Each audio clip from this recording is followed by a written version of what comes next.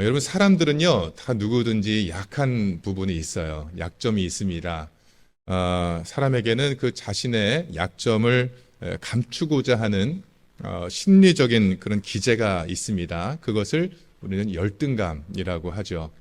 열등감의 반대는 뭐가 있을까요? 뭐라고 할까요? 자존감입니다. 자존감. 네, 자존감은 자신을 사랑하는 수준을 말하는 것이고, 또 개인의 정체성을 형성하는 데 기본이 되는 그런 감정이라고 정의해서 말씀드릴 수가 있을 것 같습니다. 사람은요, 자존감이 강해야 돼요. 자존심이 아니고 자존감이 강해야 합니다. 그래야 어떤 스트레스라든지 또는 비교의식이라든지 어떤 시기 질투라든지 불평, 불만이라든지 이런 것들을 우리가 극복하고 이겨낼 수가 있는 것입니다. 성경에는 보게 되면 이 자존감이 약한 사람들 이야기가 간혹 나오고 있습니다. 그들의 공통점이 뭐냐면 자기의 열등감으로 인해서 고통을 당하거나 또는 삶을 망쳐버린 경우들이 주를 이룬다는 것입니다. 대표적으로 자존감이 약한 사람을 예를 들자면 사울왕을 꼽을 수가 있어요. 사울왕. 사울왕은요, 자존감이 아주 낮은 사람이었습니다. 그는 다윗이 골리앗을 이기고 전쟁에서 승승장구할 때 처음에는 그를 자기 사위로 맞이하기도 했지만 점점 군중들의 인기가 점점 치솟게 되자 이제는 시기하기 시작을 합니다. 그의 시기심은 나중에는 적대감으로 변해서 다윗을 죽이기 위해서 혈안이 되어서 쫓아다니다가 결국에는 자기가 망하게 되는 그런 결과를 낳게 되었다라고 하는 것이죠. 오늘 본문에서도요, 자존감이 정말 바닥까지 떨어져서 정말 고통 속에 신음하면서 살다가 하나님을 만남으로 건강한 자존감을 다시 회복한 한 여인의 이야기가 나오고 있습니다. 바로 사무엘 선지자의 어머니인 한나의 이야기이죠. 한나는요, 아기를 낳지 못하던 그런 여인이었어요. 그 시대 당시에는요, 농업이나 목축업 같이 사람의 노동력이 중요했던 그런 시대였기 때문에 자녀를 많이 낳아야만 했습니다. 자녀가 노동력이고 또 가업을 이어가는 원동력이기 때문이었죠. 그러니까 여성으로서 아기를 낳지 못한다라고 하는 그것은 아주 치명적인 결함이라고 할 수가 있는 겁니다. 아내가 이 아기를 낳을 수가 없으면, 여인이 아기를 낳을 수가 없으면 남편이 다른 여인을 통해서 아기를 얻을 수 있도록 해주어야만 했어요. 한나도 자신이 아기를 낳을 수가 없자 남편 엘가나에게 다른 아내를 얻게 했던 것으로 보입니다. 그래서 성경을 보시면 한나의 남편 엘가나에게는 한나 외에 분인나라고 하는 다른 아내가 있었다, 이렇게 말씀을 하고 있습니다.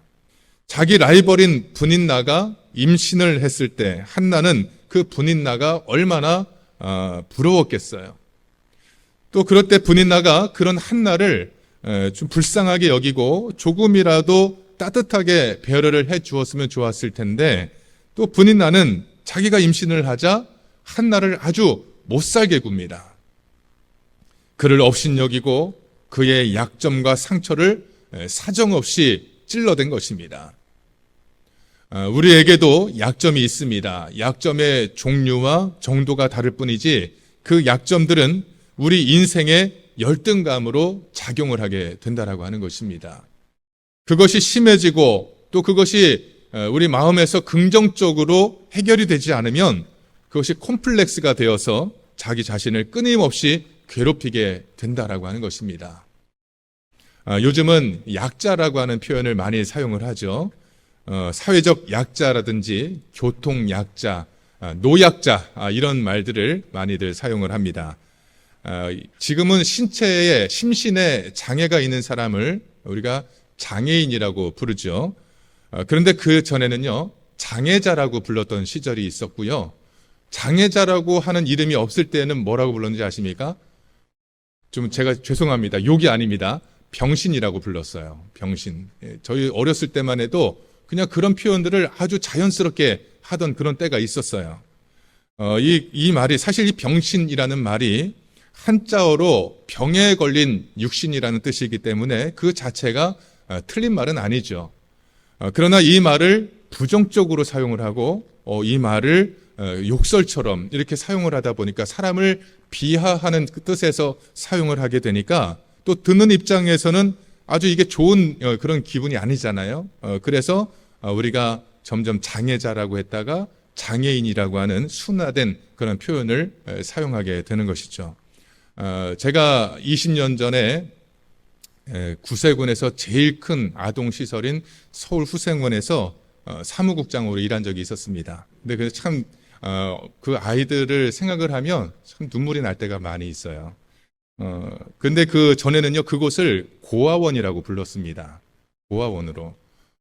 근데 그 고아원이라고 하는 그 표현이 듣는 우리들 입장에서는 참 좋지가 않죠. 그래서 그 생활하는 아이들의 인권을 생각해서 아동 양육시설이라는 이름으로 변경이 됐어요. 근데 정작 서울 후생원에서 살고 있는 아이들은 자기 자신을 꼬아라고 부릅니다. 고아도 아니고 자기 자신을 꼬아. 나는 꼬아니까 뭐 이런 식으로 표현을 하는 거예요.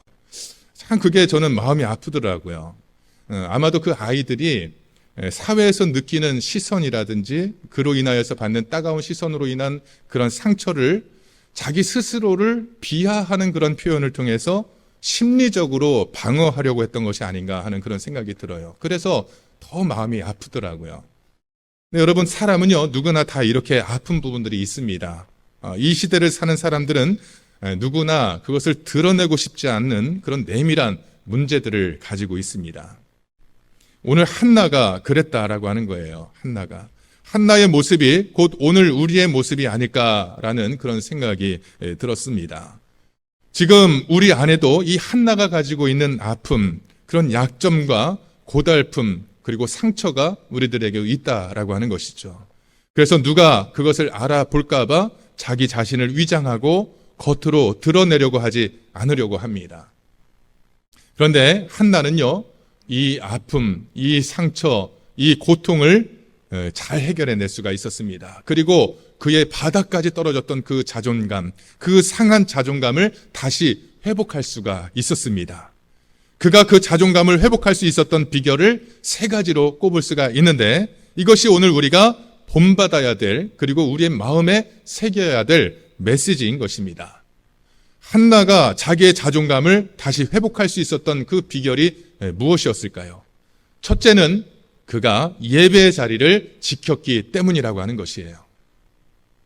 한나의 라이벌인 브닌나가 이제 아이를 임신하게 되니까 그 자기를 멸시하고 모욕을 줍니다. 그러니까 분노가 치솟고 열등감에 사로잡히고 자존감이 바닥까지 추락을 해버렸습니다. 사람이 이렇게 되면 만사가 다 싫어지고 사람을 피하게 됩니다. 그러나 한나는 집에 틀어박혀서 마냥 자신의 처지를 비관하고 있지 않았어요. 그는 그러한 상황일수록 그는 예배의 자리를 굳게 지켰다라고 하는 것입니다. 그 아픈 마음을 안고 하나님 앞에 나아가는 길을 그가 택했다라고 하는 것이에요. 2장 1절 말씀을 우리 함께 읽어보도록 하겠습니다. 시작. 한나가 기도하여 이르되 내 마음이 여호와로 말미암아 즐거워하며 내 뿔이 여호와로 말미암아 높아졌으며 내 입이 내 원수들을 향하여 크게 열렸으니 이는 내가 주의 구원으로 말미암아 기뻐함이니이다. 아멘. 자, 그렇게 참담한 상황에서도 분노가 치솟고 자존감이 바닥까지 무너져 있는 그런 상황에서도 한나는 여전히 하나님께로 나아갔다라고 하는 것입니다. 여러분, 성도들이 어려움에 처했을 때 보면 보통 두 가지의 반응을 보이는 것을 볼 수가 있어요. 첫째는 하나님을 멀리 떠나는 사람이 있습니다. 그래서 신앙으로부터 낙오되고 떨어져서 나가는 그런 사람을 볼 수가 있습니다. 반면에 다른 하나는 오히려 하나님께 더 가까이 다가가는 사람이 있다라고 하는 것입니다. 이것이 우리 그리스도인들로서 가장 바람직한 그런 모습이고 신앙인의 태도인 줄로 믿습니다. 제가 처음 목회를 시작한 곳은 충청도에 있는 작은 시골 교회였습니다. 주일에 모이는 인원이 우리 주일학교까지 포함해서 한 20명도 안 되는 작은 교회였어요. 저희가 처음 이사할 때, 저희가 그때 28살에 사관으로 이렇게 파송이 됐으니까, 28살 지금 보면 얼마나 어립니까? 어린 나이처럼 보이는 나이 아닙니까? 그 젊은 사관이 이제 새로 부임을 한 거예요. 그러니까 몇 분의 부교님들이 나오셔서 이삿짐도 받아주시고 또 청소도 도와주시고 그랬습니다. 그런데 부교님 한 분이 이제 청소를 마치고 식사도 하시고 이제 돌아가시면서 자기는 이제 집이 너무 멀어서 이제 그만 나왔으면 좋겠다. 다른 교회로 옮겼으면 좋겠다. 이렇게 말씀을 하시는 거예요. 얼마나 마음이 참 무너집니까? 이제 새로 또 의욕적으로 이제 목회를 처음 시작하려고 이제 28, 29살 된 이제 젊은 동부인이 왔는데 우선 오자마자 다른 교회로 가겠다. 그렇게 하시니까 너무 마음이 안타까운 거예요. 그래서 그 부교님 찾아가서 우리가 신방도 하고 또 열심히 설득을 해서 다시 마음을 추스리고 열심히 신앙생활을 하기로 그렇게 마음을 다시 다잡으셨어요. 근데 그 부교님이 이 남편은 초등학교 교장 선생님이었고 또 아들 둘이 있었는데 둘 다 공부를 아주 잘했어요. 그래서 큰애는 한양대학교 건축학과, 그리고 둘째는 고려대학교 다니고 있었습니다. 그리고 큰애가 이제 졸업을 해서 서울에 자취를 하고 있었고, 이제 둘째도 이제 전역을 해가지고 이제 복학을 준비하기 위해서 형 집에 놀러 간 거예요. 놀러 가서 며칠 놀다가 저녁에 자는데 이 아이가 갑자기 급성 그 심장마비가 와서 자다가 그냥 숨을 거두는 그런 사고가 나고 말았습니다. 이 세상에 이런 날벼락이 어디 있겠습니까? 그래서 그렇게 경황도 없이 그 장례를 치르게 되었는데 벽제 화장터죠. 그곳에서 장례를 치렀어요. 3일 동안 그 담임사관으로서 부교님을 제가 어떤 말로도 위로를 할 수가 없더라고요. 그래서 저희들은 3일 동안 그 옆에 있으면서 계속 같이 울어줄 수밖에 없었습니다. 그렇게 장례를 치르고 돌아와서 저는 이 부교님이 너무 마음에 걱정이 되는 거예요. 교회를 나오고 안 나오고의 문제가 아니라 너무 낙심해서 그가 믿음을 저버리나든지 하나님의 존재성을 부인하면 어쩌나 하는 그런 걱정이 되어서 그분을 위해서 간절하게 기도를 했습니다. 그리고 다행히 이 부교님이 오히려 이 일을 계기로 인해서 하나님을 더욱 의지하게 되었다라고 하는 거예요. 너무나 감사하게도 더욱 하나님 앞으로 나아가게 되었다라고 하는 것입니다. 그리고 한 번은 이 부교님이 이제 죽은 그 아들의 얼굴이 생각이 나지가 않는다는 그런 말씀을 하시는 거예요. 그래서 꿈에라도 얼굴을 한번 다시 보고 싶다고 간절하게 그렇게 말씀을 하시는 겁니다. 그래서 저희 부부도 함께 그 문제를 놓고 기도를 하고 있었는데 어느 날 부교님이 밝은 목소리로 오늘 사관님 꿈에서 아들을 만났어요. 그렇게 또 말씀을 하시는 거예요.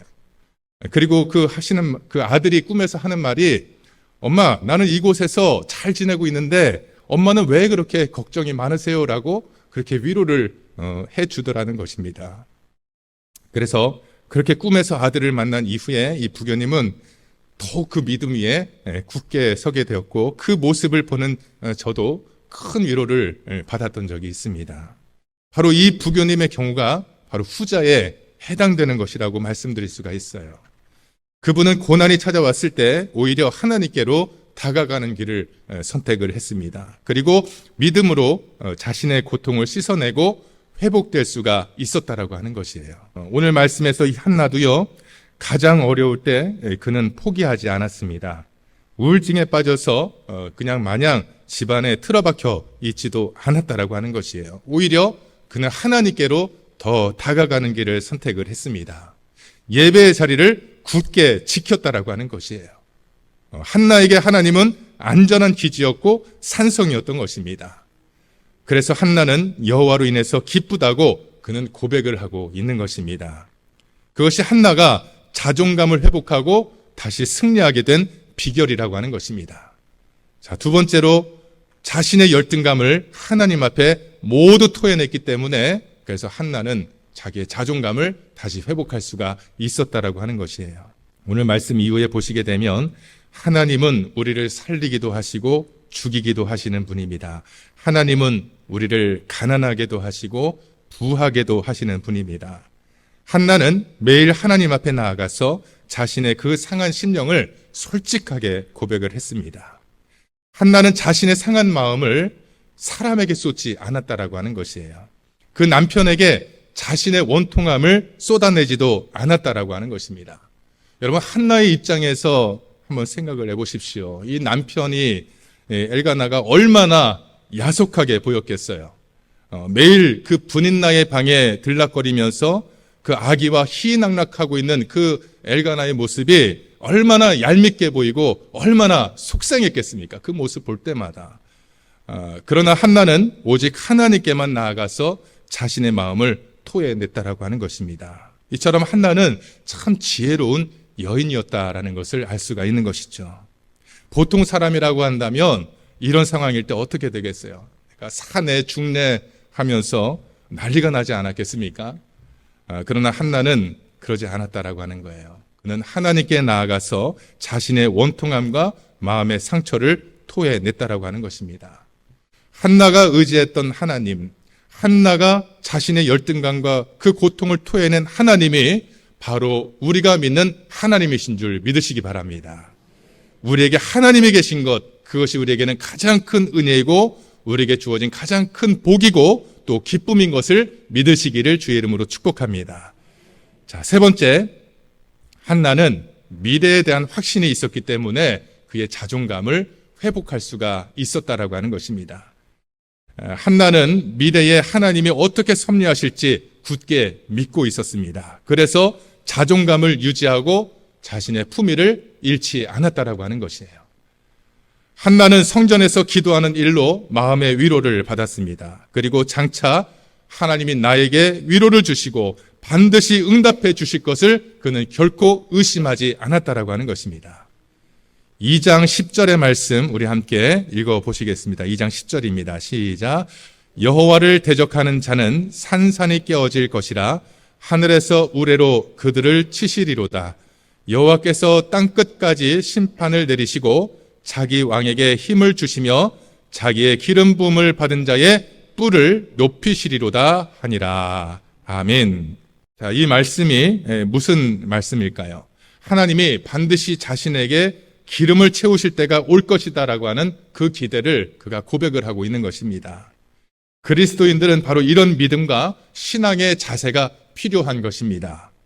이러한 믿음이 있어야 불평하거나 원망하거나 시험에 들지 않을 수가 있다라고 하는 것입니다. 한나는 자기가 처한 상황에서 원망하고 불평하지 않았습니다. 왜냐하면 미래에 주어질 회복과 응답을 굳게 믿었기 때문이에요. 한나는 하나님께 기도하고 의존하는 일을 쉬지 않았습니다. 날마다 하나님께 나아가서 자신의 소원을 하나님 앞에 토해냈습니다. 앞으로 내 삶에 더 큰 어려움과 괴로움이 있을 수도 있지만 내가 하나님과 동행함으로 그 모든 고난을 헤쳐나갈 수 있을 것이라는 고백으로 하나님 앞으로 나아갔던 것입니다. 그래서 그는 끝내 승리할 수가 있었다라고 하는 것이에요. 그렇게 한나가 날마다 성전에 나와서 아들을 달라고 간절하게 기도하는 그런 모습을 엘리 제사장이 보게 됩니다.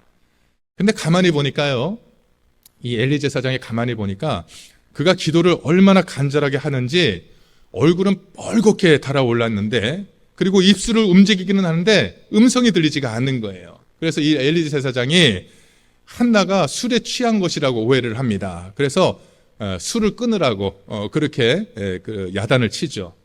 그때 한나가 이렇게 말을 합니다. 저는 슬픈 여자입니다. 저는 아이를 임신하지 못합니다. 그래서 지금 간절하게 하나님 앞에 기도하고 있습니다. 이제 그 말을 들으니까 엘리 제사장이 이 한나가 너무 불쌍하게 보이는 거예요. 그래서 엘리 제사장이 한나를 위해서 안수 기도를 해줍니다.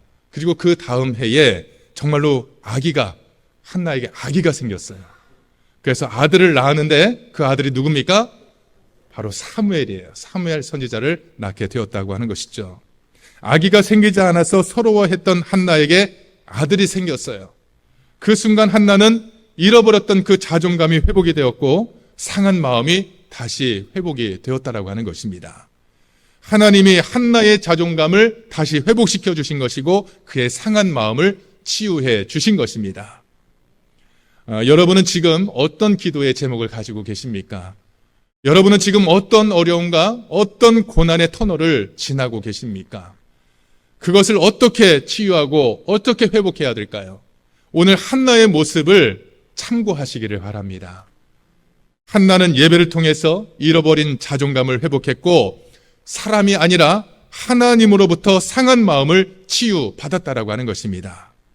그는 누구도 원망하거나 탓하지 아니하고 오직 예배를 통해서 하나님 안에서 자기의 문제를 풀어갔다라고 하는 것이죠. 그런데요, 이제 11절에 보게 되면 한나가 기도를 할 때 하나님 앞에 서원을 하는 그런 장면이 나옵니다. 그의 서원은 만약에 나에게 아들을 주시면 나실인으로 드리겠다라는 것이에요. 그 말은요, 하나님께 아이를 드리겠다라는 것입니다. 그 아들이 젖을 떼자 바로 제사장에게 그 아이를 데려갑니다. 그리고 이제 한나가 아기를 만날 수 있는 기회가 딱 1년에 한 번밖에 없는 거예요. 그때는 언제냐면 이 아이의 옷을 지어 가지고 가서 그 전해줄 때 딱 한 번 이 아이를 볼 수가 있는데 그것도 자기가 아이를 직접 만나거나 안아볼 수 있는 것이 아니라 그 옷을 제사장에게 전해주고 자기는 저 멀리에서 아이를 멀리 발치해서 이제 보면서 이제 돌아가야만 되는, 그게 1년에 딱 한 번 그런 기회가 주어지게 되는 것이에요. 멀리 서서 먼 발치에서 아이의 모습을 잠시 바라보다가 눈물을 흘리며 돌아서는 한나의 모습을 여러분 생각해 보십시오. 그러니까 그 모습을 또 엘리 제사장이 보고 또 마음에 감동이 왔어요. 그게 또 너무 감동이 와서 이 한나 부부를 세워놓고 또 안수 기도를 해줍니다. 2장 20절 말씀을 한번 보시겠습니다. 2장 20절. 엘리가 엘가나와 그의 아내에게 축복하여 이르되 여호와께서 이 여인으로 말미암아 내게 다른 후사를 주사 이가 여호와께 간구하여 얻어 바친 아들을 대신하게 하기를 원하노라 하였더니 그들이 자기 집으로 돌아가매. 아멘. 자, 엘리 제사장의 기도는 진심으로 정말 치근한 마음으로 드린 기도였습니다. 그렇게 한나는 엘리 제사장에게 감동의 마음을 불러일으킨 것입니다. 그리고 그 하나님께서 그의 기도를 들으시고 한나에게 또 임신을 하게 하셔서 세 아들과 두 딸을 더 낳게 해 주셨다라고 하는 것입니다. 할렐루야. 예. 결국 한나는 여러분 어떻게 되었습니까? 아들 그 사무엘을 얻어서 하나님께 드렸고 그 결과로 그의 자존감이 다시 회복이 되었고 그의 믿음도 회복이 되었다라고 하는 것입니다. 여러분 갈라디아서 6장 7절에서 9절에 보면 사도 바울이 이렇게 고백을 하고 있습니다. 제가 읽겠습니다. 스스로 속이지 말라. 하나님은 업신여김을 받지 아니하시나니 사람이 무엇으로 심든지 그대로 거두리라. 자기의 육체를 위하여 심는 자는 육체로부터 썩어질 것을 거두고 성령을 위하여 심는 자는 성령으로부터 영생을 거두리라. 우리가 선을 행하되 낙심하지 말지니 포기하지 아니하면 때가 이름에 거두리라. 아멘. 여러분 낙심하지 마시기를 바랍니다. 우리가 세상을 살면서 자존감이 바닥까지 떨어질 때가 있어요. 그러나 그때 가장 중요한 것은 나의 상한 자존감을 다시금 회복시키는 것입니다. 우리의 무너진 자존감을 어떻게 어디에서 회복할 수가 있습니까? 바로 우리가 예수 그리스도를 의지할 때 회복할 수가 있는 것입니다. 하나님 앞에 우리가 전심으로 예배하고 나의 그 모든 속마음을 주님 앞에 솔직하게 털어놓을 때 우리는 회복의 역사가 일어나는 줄 믿으시기를 바랍니다. 여러분 예수님을 만나면 모든 것이 다 끝나게 되어 있는 것이에요. 예수님을 만나면 모든 것이 결정되는 것입니다. 예수님을 만나기만 하면 우리의 모든 문제들이 회복되는 줄 믿으시기를 바랍니다. 그러므로 살아가면서 어려운 일을 만났을 때, 고통스러운 순간이 찾아왔을 때 절대로 낙심하지 마시기를 주의 이름으로 부탁을 드립니다. 오늘 사도 바울의 그 고백처럼 때가 되면 거두게 하시는 우리 주님만을 바라보시면서 그 안에서 승리를 선포할 수 있는 그런 저와 여러분 모두가 되시기를 주님의 이름으로 간절히 축원을 드립니다.